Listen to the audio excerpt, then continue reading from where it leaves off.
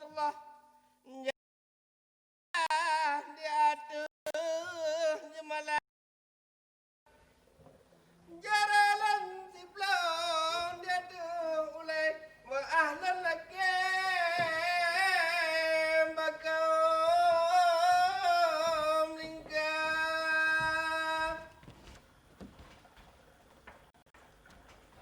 zaman jina zaman kaki dom na jarang kadipase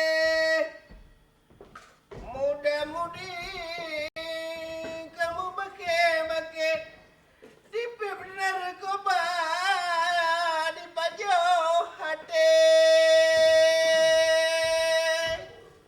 dadeng dadeng dadeng dadeng dadeng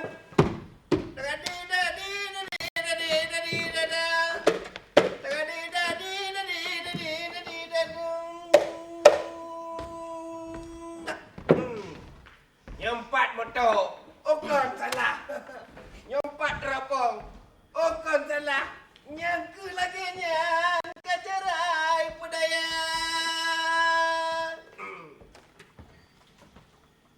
Jadi hari ini memang hari yang spesial. Spesialnya hari ini merangkap. Merangkap jabatan. Jadi jabatan itu ternyata tidak hanya 2, boleh rangkap 3 juga boleh, seperti fotokopi. Itu dualisme kepemimpinan, 3-lisme kepemimpinan, 4-lisme kepemimpinan. Nyahana betul. Mana hubungan dengan pemimpinan? Ini masalah apa namanya? Double casting. Ya, kita buka dulu ya, kita buka. Iya. Selamat datang para pemirsa obrolan santai Kedai Kopi Adragedanyo. Hari ini, sore ini, kita kembali bertemu. Seminggu yang lalu kita berpisah. Dan hari ini kita bertemu lagi dengan obrolan-obrolan santai seputar peranan rehabilitasi terhadap pecandu narkoba. Jadi hari ini memang kita lebih kepada persoalan-persoalan yang menyangkut dengan rehabilitasi yang ada di Provinsi Aceh. Khususnya rehabilitasi kepada pecandu-pecandu narkoba. Perlu kita ingatkan juga bahwasanya hidup sehat tanpa narkoba itu lebih baik. Dan kita coba filosofi hidup kita dengan apa namanya, no drug atau hentikan segala macam drug dalam hidup kita, khususnya generasi muda. Kebetulan juga sudah hadir ini. Ini Dokter Arif.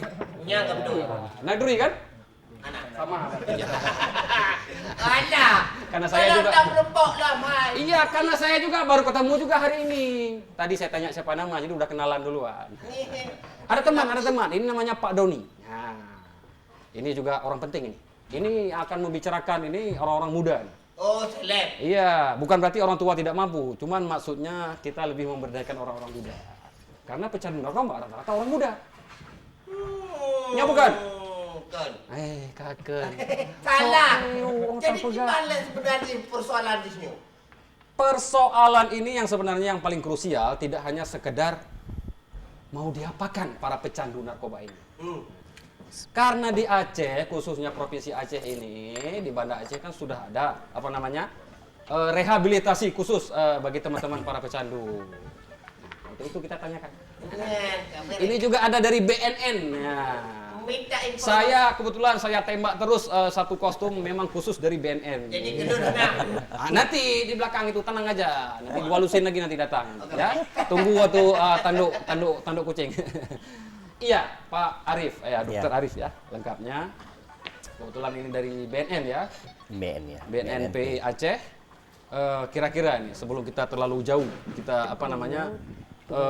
Menurut Dokter Arif, kira-kira sampai hari ini apakah kira-kira para pecandu itu sudah apa namanya sudah mendapat rehabilitasi yang maksimal khususnya bagi apa namanya di provinsi Aceh, yang ada di provinsi Aceh gitu, bagi teman-teman pecandu.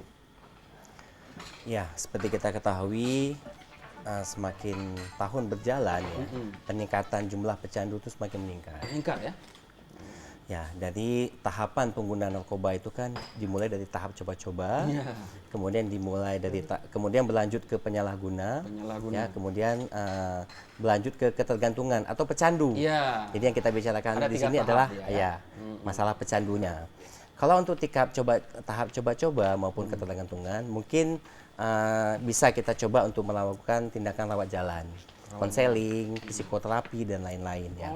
Tapi kalau udah masuk ke tahap pecandu ya, nah itu konsekuensinya yang terbaik adalah rehabilitasi. Dan seperti kita ketahui, ini kan tahun semakin meningkat ya. Betul. Sebenarnya kebutuhan untuk rehabilitasi itu juga harus lebih banyak. Saat ini di Aceh ada 3 tempat untuk rehabilitasi. Pertama yang dibangun tahun 87 yaitu di Remo Ketanyo. Ya. Yang kedua itu tahun 2010 di Rumah Sakit Jiwa. Rumah Sakit Jiwa. Dan terakhir tahun 2011 itu di gedung BNNP Aceh. BNNP. Ya, maaf tahun 2012. 2012. Ya, di BNNP Aceh. Sebenarnya kalau dipikir kapasitasnya itu kalau untuk menjangkau seluruh residen mantan pecandu itu belum terjangkau. Tapi dari kami BNNP Aceh juga itu pasien-pasien itu kita juga kirimkan ke BNN Pusat di Lido, Jawa Barat. Dengan Badoka di Makassar. Itu mungkin sudah pecandu tingkat tinggi ya? Udah pecandu yang kira-kira butuh rehabilitasi. Oh, lebih maksimal lagi. Lebih maksimal lagi. Memang High class dia ya? udah high class. Rehabnya sampai ke pusat kan? Sampai ke pusat dia. Kalau memang kira-kira nggak memungkinkan direhab di sini ya, Pak. Ya, benar. Kebetulan ini ada Bang Doni ya, Pak Doni dari konselor adiksi. Sejauh yang sudah pernah Pak Doni lakukan konselor terhadap teman-teman pecandu, kira-kira apa yang menyebabkan masalah atau penyebab latar belakang sehingga mereka menjadi seorang pecandu? Biasanya dari konselor itu dapat itu informasi-informasi rahasia. Ya. Nah, jadi kira-kira. memang Oh ya, selamat datang ini Ibu Cut ya. Puna pakatnya orang metat. Hana sebenarnya mana kan? Nyo kan kebetulan nyo ada kedai kopi nyo memang na diskusi sabi kayaknya. Memang sengaja tapi enggak memang. Kedai kopi atra kita nyo.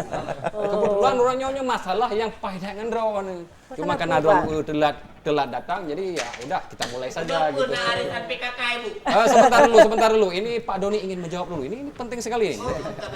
Ya, silakan. ya jadi sebelum masuk memang kita sudah punya experience atau sudah punya pengalaman untuk klien yang coba kita terapi. Sebelumnya kita harus assessment dulu, kita gali permasalahan yang ada ya. Betul. Jadi memang ada beberapa dua aspek yang kita lihat adalah ada permasalahan internal atau eksternal gitu.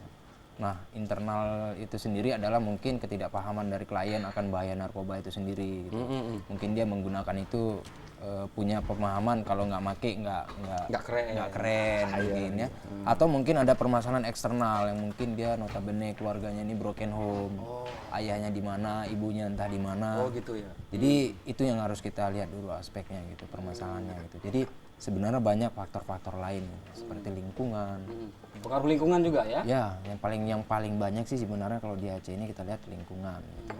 Jadi memang lingkungan ini sangat mempengaruhi dia untuk menjadi karakter dari use atau coba-coba. Tapi saya kurang sepakat kalau misalnya Aceh ini bisa dikatakan lingkungan yang mendukung. Apa gara-gara memang produksi ganja di Aceh melimpah sehingga masyarakat mengklaim Aceh menjadi lingkungan yang sangat mendukung untuk para pecandu gitu? Ya sebenarnya lingkungan ini kan banyak sosialnya tadi ini. Ya. Jadi mungkin kekurang pahaman masyarakat akan zat-zat adiktif itu sendiri. Gitu. Mungkin kan banyak penggunaan ini misalnya menggunakan alat-alatnya juga masyarakat juga nggak tahu. Nah, jadi mungkin ini yang akhirnya dia akan terus berkamuflase akhirnya ketergantungan gitu. Jadi tapi celakanya ini para pecandu awal atau yang masih mencoba-coba itu dia tidak tahu itu yang dia pakai itu zat apa. Iya, itu yang paling itu yang berbahaya. Iya, silakan dulu. Ya. Oh, silakan. Itu dia. Tidak tahu bahan apa yang dia konsumsi. Mungkin juga pengaruh lingkungan yang dimaksud tadi ditipu oleh temannya. Nah, itu enggak, ini cuma obat untuk enak tidur. Sehingga dia boleh coba gitu. Begitu dia coba emang enak tidur. Cuma setelah itu enggak tidur lagi selama 2 bulan. Dan terus minta gitu. Itu bahayanya. Itu apa yang ada seperti itu kira-kira?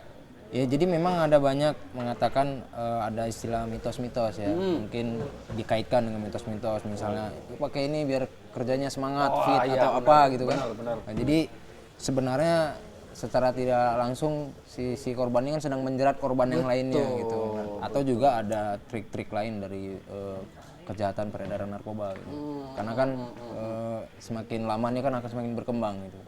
Contoh case aja kita lihat beberapa case, ada beberapa zat adiktif yang belum termasuk di dalam undang-undang di Indonesia. Contoh case ada beberapa case kemarin yang contoh case katinon atau apa itu kan masih belum tahu juga kan. Nah, jadi saya rasa yang saya bilang masuk tadi lingkungan itu tadi ketidakpahaman masyarakat. Jadi makanya kalau misalnya ada klien kita rehab, kita coba edukasi juga sama keluarganya.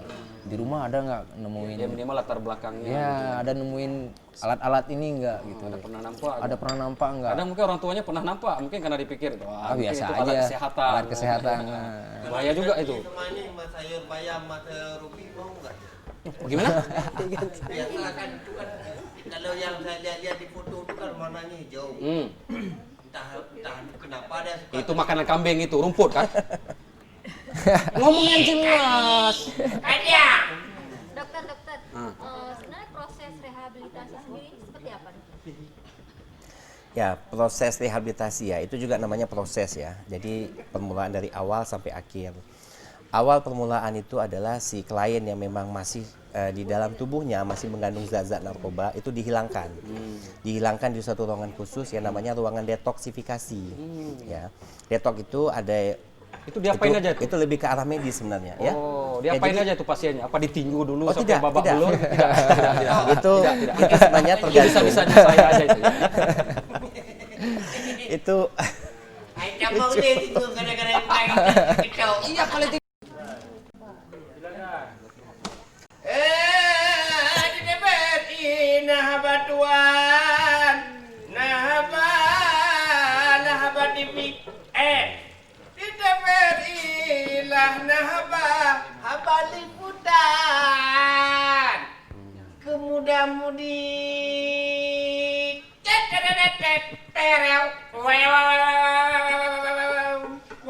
Melain dah lagu. Melain dah lagu. lewat Pondok Kapai. Oh iya, tadi setelah teman-teman kita lewat. Ya. Tolong jangan ditutup frame-nya, itu teman-teman kita tertutup. Ya. Ini kenapa ini? Kenapa celananya terlalu tinggi naik nih? Apa sebabnya nih? Banjir tadi di luar. Apa hubungannya banjir dengan narkoba? Tegak kali aja tadi Ijal baru siap ini. Foto-foto penggerebekan ini baru ganja moto. Oh, gajah Ganja moto. Ganja ini kebun. Oh iya, mantap. Silakan, please it Kebun dulu. ada ganja. Ya, please it dulu. Ada kopi bre. Ini kebetulan ini Ibu Munira ini sedang belajar. Mungkin beliau ingin mewariskan kepada anaknya nih, sehingga anaknya jangan sampai nanti salah ini ya.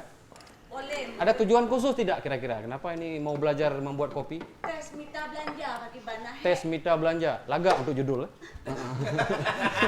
Laga untuk judul. Kalau tadi hek dah dah sering kopi. Ah. Maka dia letak urang muka katanya nak. Muka katanya nyampe. Yang sampai anak-anak dia lagi nyampe ke. Oh, yang muka tepung je ke bandar. Yang kibar. Bandar narkoba, nampak kolor bangga gitu.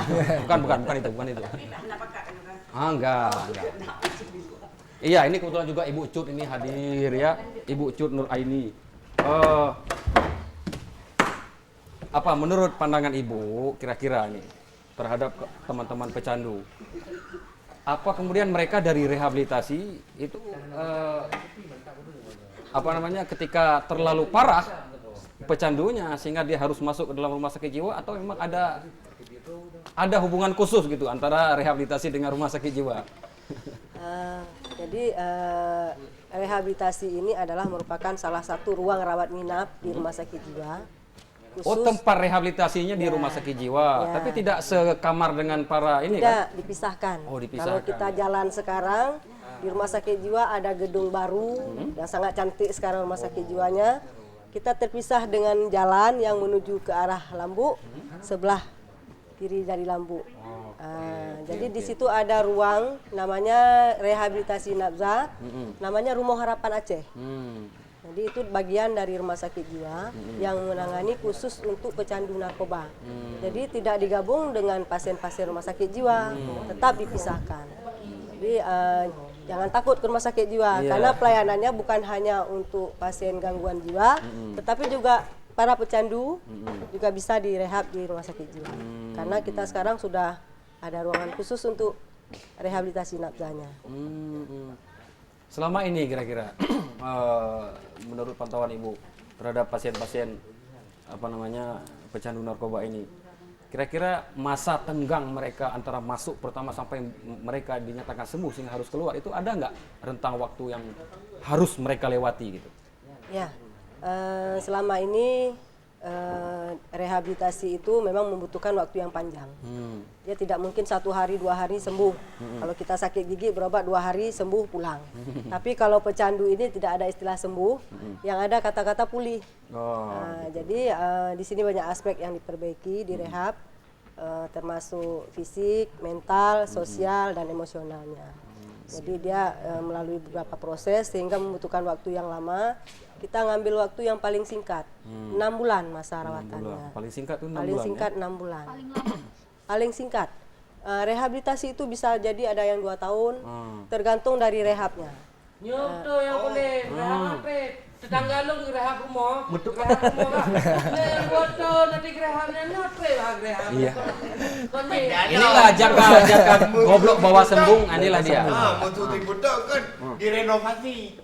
Itu rehabilitasi rumah, pegat rumah. Bang di rumah sakit jiwa boleh lumpur ke. Aduh. Rehab rumah benar boleh. Wak Don, dari tadi kita diskusi Wak Don itu tidak menyimak. Masalah narkobanya ke irehab pakai ban cara boleh Mentalnya, tualnya numpung lu. Dan dalam SD kan teman. Teman-teman. Silakan. Jadi itu Wak Don yang direhab itu mentalnya. Jadi dia perlu kelinju. Iya. Ini kebetulan juga ada Pak Doni ini dari konselor adiksi. Andrea. Hah? Iya, salah lagi. Pak Doni ini, Pak Andrea. Iya. Ini menurut pengalaman Pak Andrea. Selama pasien yang ditangani itu ada enggak kira-kira mereka menipu, menyatakan diri sudah pulih, tapi kemudian ternyata belum. Ada enggak? Banyak. Rata-rata daripada lain saya misalnya banyak mereka sembuh. Mereka dirinya sudah baik ya. Semua begitu. Kebetulan namanya sifat-sifat pecandu suka dia mementingkan diri sendiri, etis gitu ya. Makanya sering mereka mengatakan saya sudah sembuh, masa direhab lagi. Sering mereka mengatakan Tapi ada nggak yang nggak berhasil direhabilitasi? Tidak berhasil direhab? Wah, ini ke ibu ini mungkin yang pas ini. Gimana kira-kira? Ada nggak pernah pengalaman seperti itu? Ada pasien yang tidak mau direhab atau tidak berhasil direhab? Tidak berhasil direhabilitasi. Setelah direhab. Selama proses rehab. Ya, selama proses rehab biasanya mereka menjalankan rehabilitasi. Tapi setelah pulang ada sebagian kecil yang relapse kembali, yang mungkin didukung dengan berbagai faktor ya. Mungkin lingkungan, bisa jadi tidak ada dukungan dari orang tua, dari keluarga, dari yang lain-lain. Adik-adik tanya itu rehab, kita tanya nggak baca? Direhab apa itu? Wajahnya ganteng-ganteng seperti itu? Mereka tidak malu karena ingin berbagi sesuatu pada teman-teman yang lain, mungkin merasakan hal yang sama seperti mereka. Oh begitu. Boleh bisa tanya-tanya nih. Bagaimana perasaan jadi ini mereka teman-teman. Ya, inilah teman-teman kami dari sudah dinyatakan pulih ya, Alhamdulillah. Menarik. Boleh, tapi betul cik boleh. Berbagi. Boleh telepon cik di tengah boleh. Saya kalau sudah lupa itu tua. Kalau sudah tua itu nggak ingat apa-apa. Itu penyakit dari kecil ya, benar-benar. Kita juga ada, ya ada line telepon. Jadi pemirsa kedai kopi bisa menghubungi kami di 0651 41773 atau di 0651 45868. Kami menunggu partisipasi Anda semua, baik untuk narasumber memberikan pertanyaan, saran atau memberikan pencerahan. Kami sangat berbahagia sekali. Ya, ini kepada teman-teman ini. Ini mohon maaf ini, saya nggak berani menyebutnya sebagai alumni, tapi teman-teman mungkin yang sudah pernah menjadi pecandu narkoba ini berbagi pengalaman. Korban. Tapi sebenarnya pengalaman ini juga tidak harus ditiru gitu. Tapi pengalaman bagaimana supaya jangan sampai seperti itu. Kira-kira siapa boleh yang mewakili? Silakan. Silakan. Atau masih dalam proses rehab nih? Belum. Belum. Sudah selesai dia, bukan rehab lagi ya. Sebenarnya yang dibutuhkan oleh anak muda itu apa dari orang tuanya? Apa menyebabkan kalian terjerumus kenapa itu mungkin? Ya semua macam-macam. Kalau menurut saya ini. Menurut saya kadang sama orang tua kadang nggak pas gitu kan. Makanya butuh perhatian. Makanya waktu misalnya galau gitu. Galau ya. Setia gitu. Pasti kita mikirkan untuk memakai narkoba. Tapi kalau kita mencari yang hal positif, cari kawan yang enak minta bicara, ataupun lagi galau itu kita sharing sama dia, pasti kita yang nggak pernah tidak terpikir ya. Saya galau bang, kayak gini bang. Lapar saya kalau galau. Itu lain lagi galaunya itu. Saya kalau galau lapar. Kalau yang satu lagi siapa? Ini siapa namanya tadi? Oh ya Aulia. Kalau ini siapa namanya? Riza. Kalau Riza bagaimana? Setelah gitu. Ini kalau tadi ini kan sebelum. Ini setelah melewati, apakah masih ada tidak gitu perasaan-perasaan ingin gitu? Ya kalau Timbul sekali gitu enggak? kalau sugesti itu nggak bakalan hilang. Oh gitu. Coba kalau sugesti ya kepingin untuk memakai itu nggak pernah hilang. Nah, Riza melakukan apa ketika perasaan-perasaan itu muncul? Keinginan untuk memakai itu ada, itu apa yang dilakukan sehingga bisa melewati proses-proses seperti itu? Ya tetap berpikir positif, kalau nggak kembali ke rehab. Ya menjaga pemulihan, tetap berada di circle yang aman gitu. Karena memakai itu memang tidak enak sama sekali ya. Efeknya itu jelek gitu ya. Buruk sekali terhadap kita. Itu yang harus kita sadari. Iya, itu yang perlu kita sampaikan kepada teman-teman di luar ini kan. Bahwasanya memang sangat-sangat tidak terbagus. Jadi sekali mencoba berarti itu sudah malapetaka. Iya. Kita juga berterima kasih ini kepada teman-teman ini sudah apa. Jadi begitu Pak Don. Jadi jangan pernah sekali-kali mencoba itu yang namanya narkoba karena sekali mencoba berarti itu musibah. Bang, mau tanya lu bang? Tanya kan? Ya, saya menjawab. Ini mau nanya sama Pak Dokter. Pak Dokter. Jadi Pak Dokter saya pernah dengar katanya kalau orang yang narkoba itu badannya kurus-kurus katanya. Jadi saya bukan narkoba nih. Tidak juga. Nah, saya mau ada program diet, Pak. Oh gitu. Jadi mentah-mentah pemakai itu kurus, program diet. Buntok mau ikut supaya nampak kurus. Program diet. Nanti masuk rehab balik. Tinggal suruh si Maru aja pakai jarum pentul kan selesai langsung kempes. Tidak segampang itu. Jadi gimana? Coba tanya sama dokter. Betul dong, Pak. Kira-kira.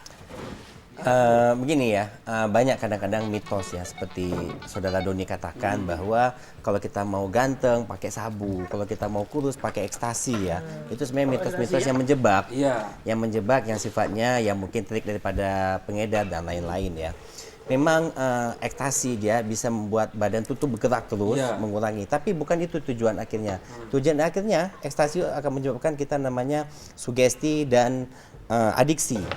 Ya, jadi bukan ke arah untuk kurus. Itu memang awalnya begitu. Tapi lama-lama akhirnya kita jadi korban akibat bahaya narkoba tersebut. Saya pikir kalau memang programnya tujuan akhir adalah untuk diet dan lain-lain, itu banyak cara lain yang lebih positif. Olahraga misalnya, jaga pola hidup ya, lifestyle dan lain-lain. Kalau banyak duit sedot lemak. Sedot lemak. Ya, jadi yang jelas atas nama narkoba tidak ada yang baik. Tidak ada yang baik. Ya. Mungkin bisa kan diet. Tapi saya menarik ini yang disampaikan oleh Riza tadi. Ada nggak tidak dari teman-teman yang misalnya sudah pulih, dinyatakan pulih kembali ke masyarakat? Kemudian dia bertemu dengan suasana atau menyebabkan dia trauma mungkin ya, trauma. Bertemu dalam kondisi seperti dia pertama sekali. Sehingga dia ingin kembali ke seperti itu. Ada nggak kira-kira perasaan-perasaan seperti itu? Mungkin adik ini bisa jawab. Nah, wala untuk dia. Boleh.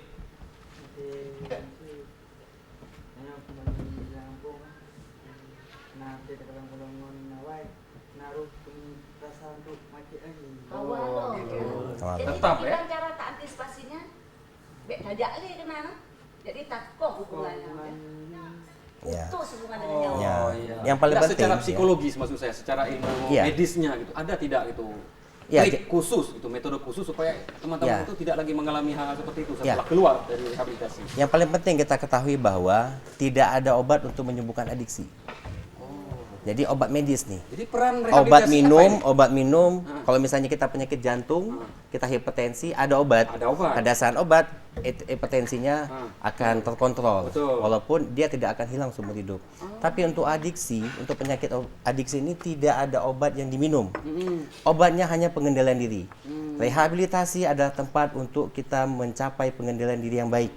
Psikologinya berarti ya. Psikologis. Jadi mulai kepercayaan dirinya, hubungan sosial kita bina di situ. Kemudian bagaimana interaksi dia dengan sesama kawan. Karena di tempat rehab itu adalah kita anggap sebagai satu keluarga. Bagaimana dia bergaul dengan teman-temannya, bagaimana dia membangun hubungan spiritualnya dan lain-lain. Itu kita tanamkan kepada dia sehingga pada saat akhir dia mau selesai rehabilitasi, dia sudah tercipta suatu manusia baru, manusia punya karakter, manusia yang mampu untuk hidup di luar rehabilitasi lagi tanpa narkoba. Tapi pernah tidak enggak misalnya ada pasien yang masuk tiba-tiba dia sakau berat ya? Ada? Yang memang harus dikasih gitu. Jadi Pernah begini, tidak dari ya. pihak rehabilitasi memang memberi Ya itu tadi barang itu ke dia? Ya, itu nyambung kita tadi masalah detoksifikasi ya. Jadi detox itu adalah proses penghilangan racun ya. Memang tiap-tiap zat itu menghasilkan efek yang berbeda-beda. Putau misalnya heroin itu dia akan kejang sako yang luar biasa. Bahkan dia sampai sesak nafas ya. Maka bahkan dia seperti kita lihat, wah ini mau meninggal nih pasiennya. Itu perlu penanganan lebih khusus. Kita berikan obat-obat tapi bukan narkoba. Kita berikan obat-obat anti nyeri, berikan obat anti depresi dan obat anti cemas untuk gelisahnya. Kita berikan infus ya. Yang paling penting kita jaga adalah ABCD-nya, airway, breathing dan sirkulasinya. Itu yang paling penting. Kemudian kalau misalnya dia candunya sabu ya, itu beda lagi. Nah, itu kita lebih preventif daripada lebih ke psikodinamiknya. Nah, jadi itu memang kalau ruang detox itu lebih kepada medisnya yang berperan. Dokter maupun perawatnya. Nanti pada saat dia selesai masa detoxnya, selesai masa sudah penghilangan racunnya di dalam itu, tapi kan untuk pengendalian selanjutnya harus masuk ke rehabilitasi sosial. Nah, tapi tetap di ruang lingkup rehabilitasi juga. Masuk ruangan entry, re-entry, kemudian fase yang selanjutnya pasca rehab. Dengan keagamaan itu ada juga Spiritual ya? spiritualnya apa itu kan? Ya, kita ciptakan ya membangun nilai keagamaannya yang tinggi ya. Misalnya kita juga mengundang yang namanya guru ustadz untuk mengajar anak-anak ini ya. Kemudian juga mereka juga salat tepat waktu. Kita ajarkan juga untuk ada pengajian-pengajian yang memang rutin dilakukan di tempat rehabilitasi. Jadi kita membangun juga di situ selain mental, tapi spiritualnya juga harus kita utamakan di situ. Karena kan agama ini kan yang jadi tiang pertama dan utama dalam membentengi diri kita dari narkoba sebenarnya. Tapi saya lebih sepakat begini, daripada mengobati lebih baik mencegah. Oh, iya. Ini kira-kira dari BNNP sendiri itu ya, Badan Narkotik Nasional Provinsi Aceh, itu kira-kira ada tidak gitu program-program khusus yang memang itu mensosialisasikan ke masyarakat, terutama ke kaula-kaula muda, bahaya narkoba, sehingga mereka jangan sampai terjerumus. Ada tidak itu yang reguler dilakukan? Ya, nah BNN di sini kan kita ada 3 bidang.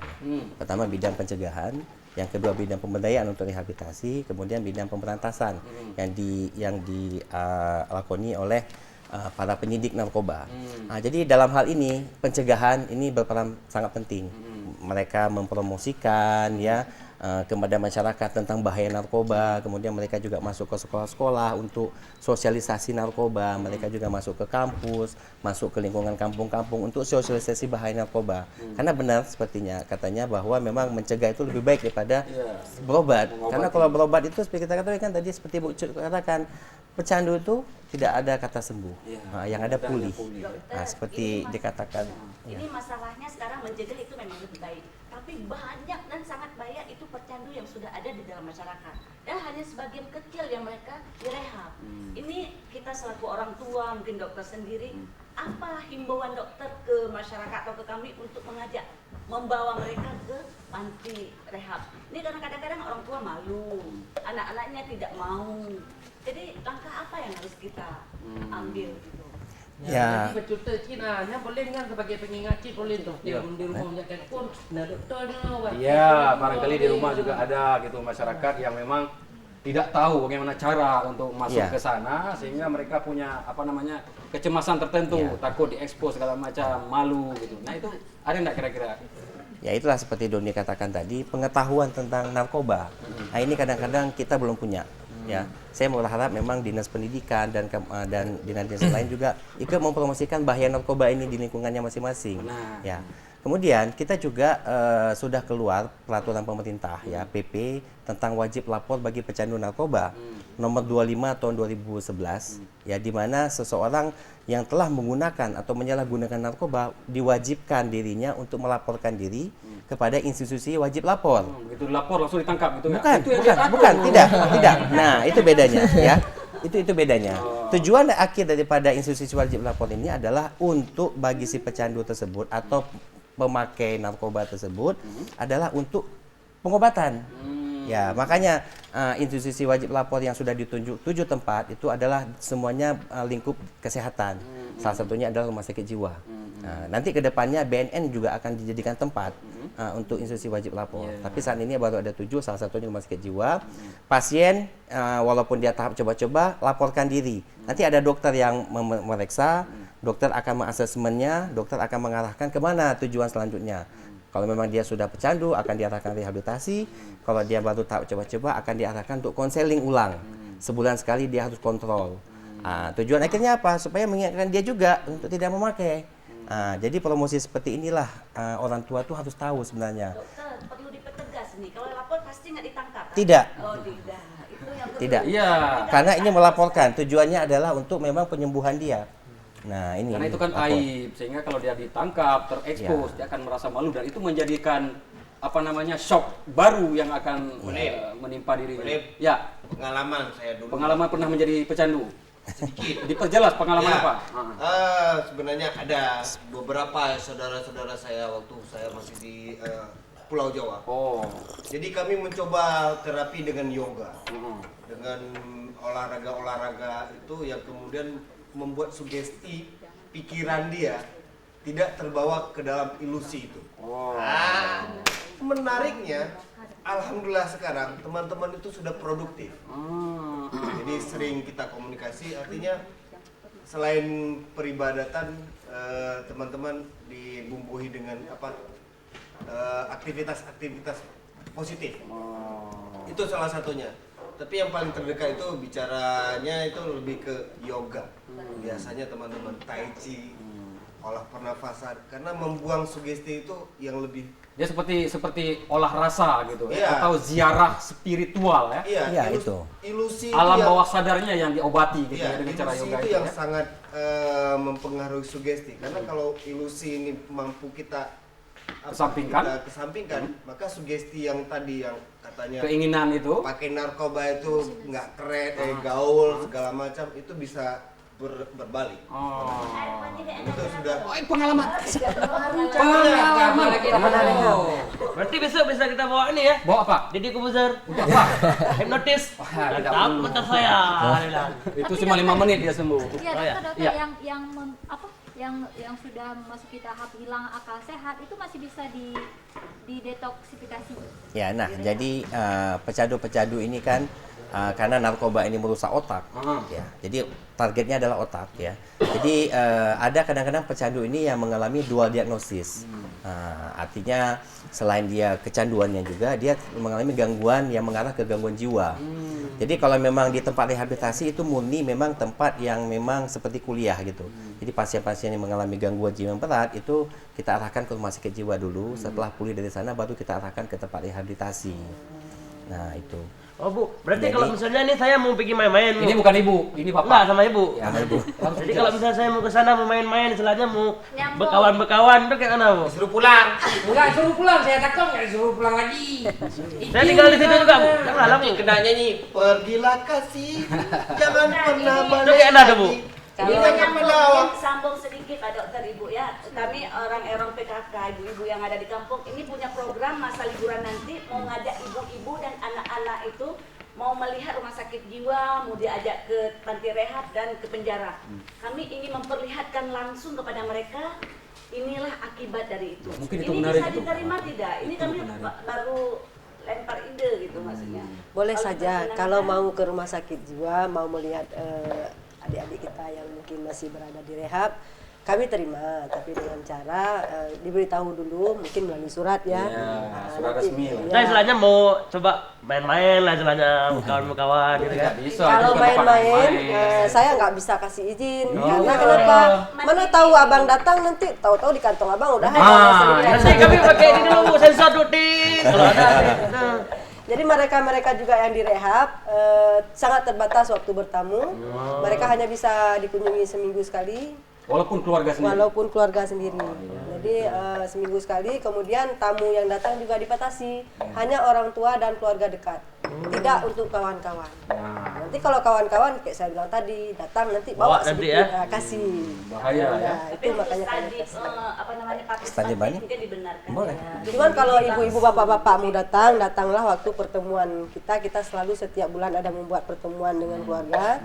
Di situ juga kita akan memberikan materi-materi tentang bagaimana cara mengenangani pasien pengguna nafza ini. Mungkin ketika residennya pasiennya pulang nanti di rumah, bagaimana yang harus disikapi sama keluarga. Itu tetap kita adakan sebulan sekali. Nah, kalau bapak-bapak ibu-ibu di sini mau ikut bersama kami, silakan setiap bulannya ada. Rutin setiap bulannya ada. Iya, rutin. Maksudnya di hari apa, di tanggal berapa yang rutinnya itu? Biasanya kita Masyarakat mengadakan bisa- pertengahan bulan. Pertengahan. bulan. Ya, mungkin itu momen yang pas pada saat ada pertemuan. Lebih efektif. Lebih Jadi efektif. kita juga Kita bisa ketemu, bisa bagi memberikan waktu. edukasi ke Mereka juga keluarganya, ikut gabung nanti di situ. tidak hanya ke residennya. Mungkin si Ya. pasien udah tahu selama di rehab kita udah berikan materi segala macam, sudah 6 bulan dia terima, mungkin si pasiennya udah tahu. Nah keluarganya waktu kembali ke rumah, anak lo mentang lagi sotnya, pasti mentai pakai hal-hal yang begitulah yang kita.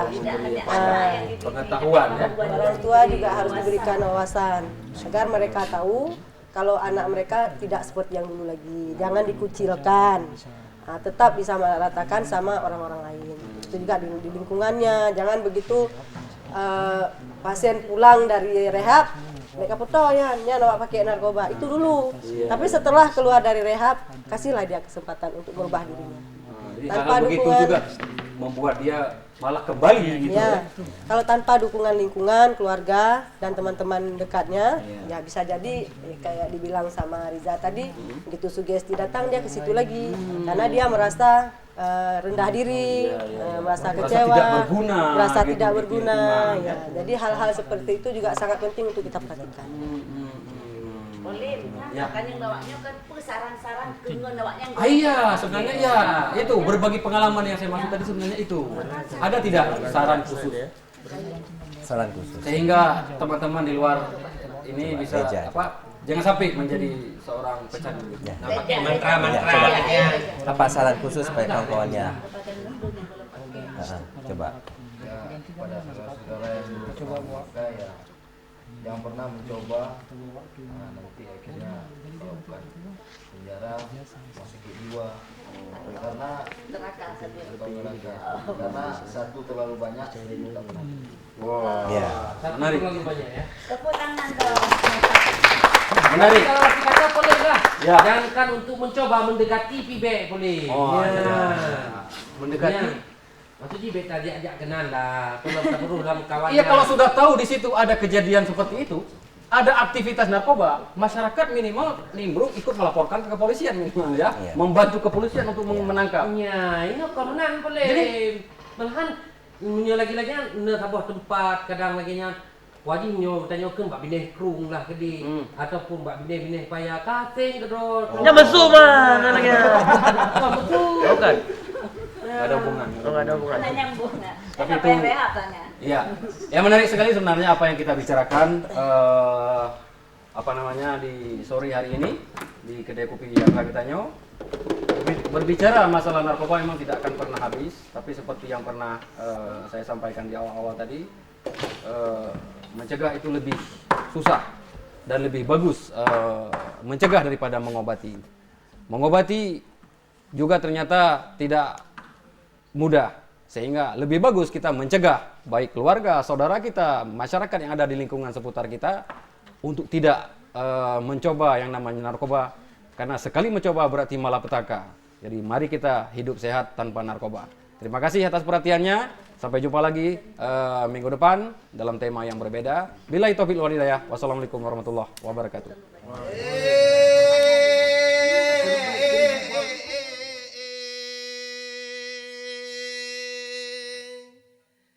Kedai kopi tempat mahabat berkumpul kaum tua dan muda. Ada info serta berita, tentulah dia si kedai kopi.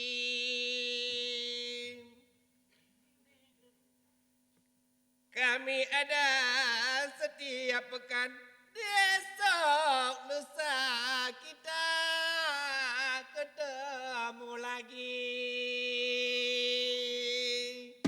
Ding dang ding ding ding ding dang dang dang.